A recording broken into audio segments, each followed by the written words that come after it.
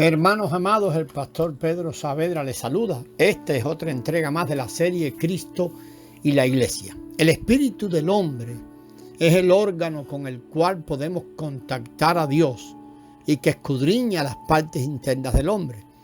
El asunto es que está en condición de muerte en el hombre caído, no así para el nacido de nuevo. Para contactar algo siempre debemos usar el órgano apropiado. Sería ridículo tratar de ver con los ojos cerrados.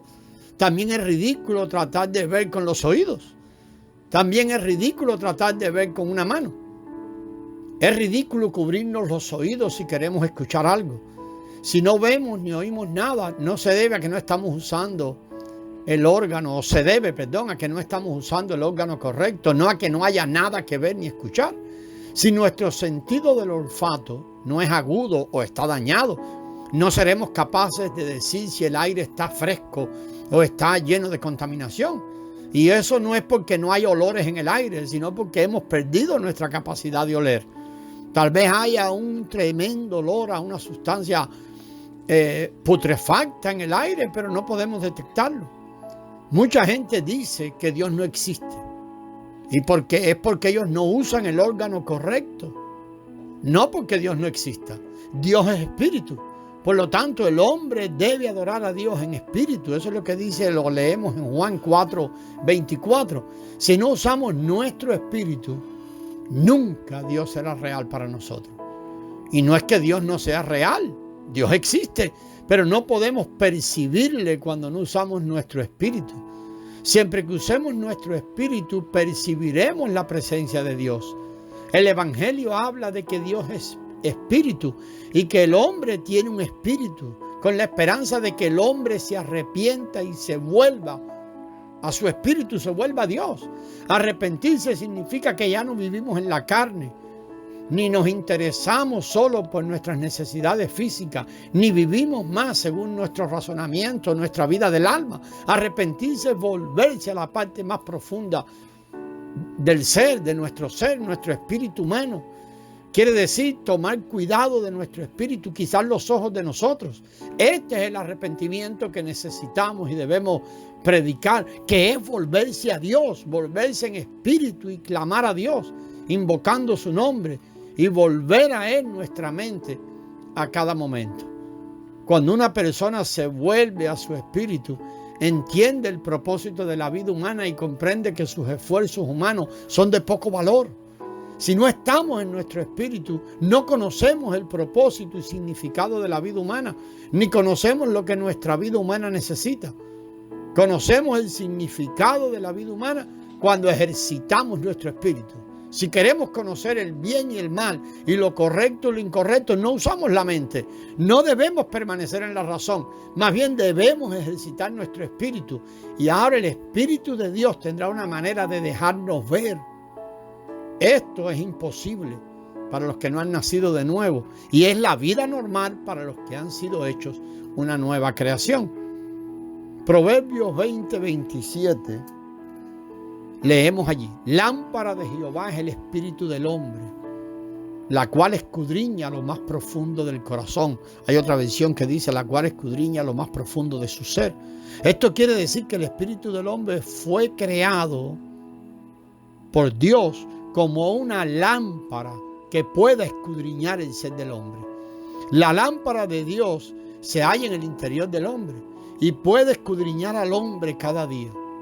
La operación de la conciencia, un órgano del espíritu o una parte del espíritu, es semejante al resplandor de una lámpara. Cuando la lámpara resplandece, vemos nuestras fallas y sabemos que no estamos bien, tal vez con nuestros padres o nuestro cónyuge, con los vecinos o con nuestros hijos, no importa. Tal descubrimiento es fruto de la iluminación de la conciencia en nuestro espíritu humano, ya que el espíritu del hombre es una lámpara.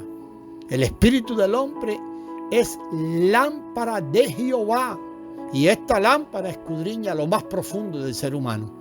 Y esto comprueba entonces que hay Dios en el universo y que Dios es espíritu. El espíritu dentro del hombre es el órgano con el cual podemos contactar a Dios y que escudriña al hombre en nombre de Dios. Esta es la clara enseñanza ya de la Escritura que todos podemos conocer y aún experimentar. Y de hecho, los que tenemos a Cristo hemos experimentado esto vez tras vez, aun cuando no pudiéramos entender lo que sucedía.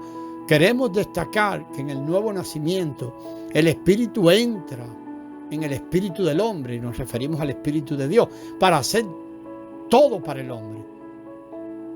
Cuando decimos el Espíritu de Dios, decimos primero el Espíritu de Cristo y después el Espíritu Santo. Dios es Espíritu y Él formó un espíritu humano en nosotros a fin de poder entrar en nuestro espíritu. Nuestro espíritu es como el vaso de Dios y Dios mismo es el contenido de ese vaso. El hecho de que Él entre en nosotros puede compararse con la acción de echar agua en un vaso. Si el vaso no tiene agua, estará vacío. Si tiene agua, estará lleno hasta la medida que le pongamos. Dios quiere entrar en nosotros para hacer totalmente nuestro contenido. Cuando seamos llenos de Dios en nuestro espíritu, estaremos satisfechos. Esta es la razón por la cual los nuevos creyentes, uno los ve que son muy celosos por el Señor, le aman y están dispuestos a perder sus tesoros terrenales. Los que creen en Jesús han recibido algo más. No hemos creído en una religión, ni hemos aceptado simplemente algunas enseñanzas o doctrinas, o nos hemos cambiado de religión. Hemos recibido al Espíritu, el cual es verdadero y viviente. El Espíritu ha entrado en nuestro ser con bendiciones indecibles. Mire, cuando sufrimos, Él es nuestro consuelo. Cuando estamos solitarios, Él está con nosotros. Cuando somos débiles, Él es la fortaleza. Él no resuelve solo nuestros problemas externos. Él es nuestro gozo interno. Aquellos que tienen a Dios están en paz, porque Él es la paz, gozosos y satisfechos, no importa cuáles sean las circunstancias. No enseñamos, amados hermanos, ni creemos en una religión. Creemos en el viviente Jesús, en Cristo, la palabra viva de Dios. La Escritura es muy clara. Si estamos dispuestos a arrepentirnos y creer en el Dios verdadero, Jesucristo, Él, el verdadero Espíritu vivificante, entra en nuestro espíritu y nuestro espíritu nacerá de nuevo, recibirá vida.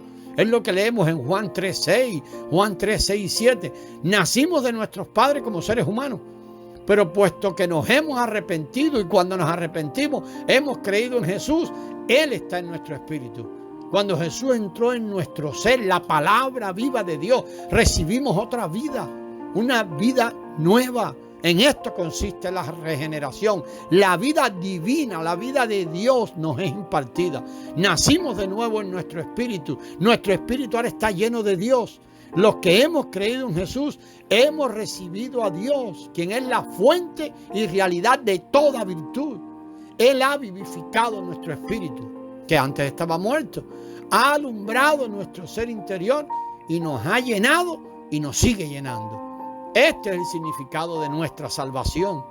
La salvación es la entrada del Espíritu viviente en nuestro espíritu humano. Leemos en 2 de Timoteo 4:22, el Señor esté con tu espíritu. El Señor Dios es Jesús, quien ahora es el Espíritu vivificante. Él quiere estar unido a nuestro espíritu humano y quiere que esa unión se lleve a tal intensidad, de tal manera que en la vida diaria seamos uno. Él pueda vivir y manifestar su vida de nosotros. Él entre en aquellos que creen en Él. Su presencia provee un suministro abundante que lo incluye todo, porque Él es la realidad de todas las cosas. Si necesitamos amor, su presencia es nuestro amor. Si necesitamos obediencia y fidelidad, Él es la obediencia y la fidelidad. Su presencia en nosotros es nuestra obediencia y fidelidad. Si necesitamos consuelo, su presencia es nuestro consuelo. Todo lo que necesitemos, Él es, porque Él es la fuente y la realidad de toda virtud. Cuando le tenemos a Él, tenemos la realidad de la vida humana. Los que no le tienen a Él, el apóstol Juan, la primera carta declara, no tienen vida. Solo los que tienen al Hijo de Dios. Y cuando le tenemos a Él, entonces tenemos la realidad de la vida humana. Conocemos el significado de la vida humana y conocemos nuestro destino futuro. Esto no es superstición ni una cuestión psicológica. Es la realidad que la Escritura nos deja ver. Esta es la realidad del Evangelio de Cristo. Dios creó al hombre como un vaso que tiene un espíritu para que le contenga a Él. Cuando recibimos a Dios, Él entra en nosotros para regenerarnos y nosotros experimentamos un cambio fundamental e intrínseco, un cambio de constitución en nuestra vida y en nuestro vivir. Y viene en nuestro vivir por el cambio de constitución en nuestra vida. Y será cada vez más intenso en la medida que esa vida va siendo cambiada plenamente hasta ser la vida de Él. Esta es la experiencia de la transformación que viene de la regeneración y en realidad es la experiencia de la salvación. El Señor Jesús está ahora en nosotros como nuestra vida y nuestra realidad. Pero eso tiene que ser una experiencia vivida. Es nuestra esperanza que más y más personas se arrepientan y se humillen, crean en Jesús el Señor, le invoquen y le reciban a fin de ser bendecidas juntamente con nosotros. Si todos recibieran al Señor, los individuos y las familias serían bendecidas con la bendición de Dios, su Hijo, y las sociedades y naciones también lo serían. Dios mismo es la bendición.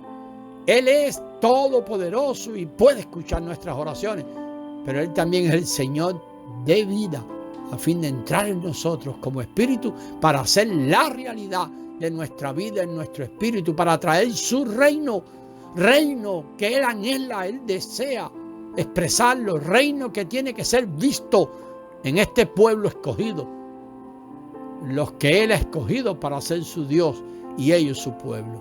En la redención del reino, la salvación plena y total es exactamente la vida del Hijo, el Rey y sumo sacerdote, viviendo, creciendo, visto hasta la plenitud y expresado como la cabeza de su cuerpo.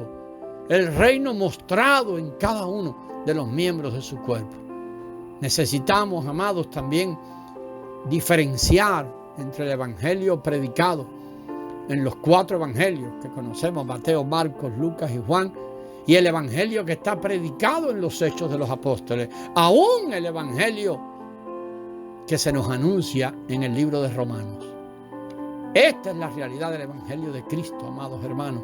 Y la próxima semana, en el próximo audio, vamos a seguir examinando esta diferencia, como decíamos, de ese Evangelio predicado en los Evangelios, el mostrado en el libro de los Hechos y el mostrado en lo que podemos llamar el Evangelio de Romanos. Gracia y paz.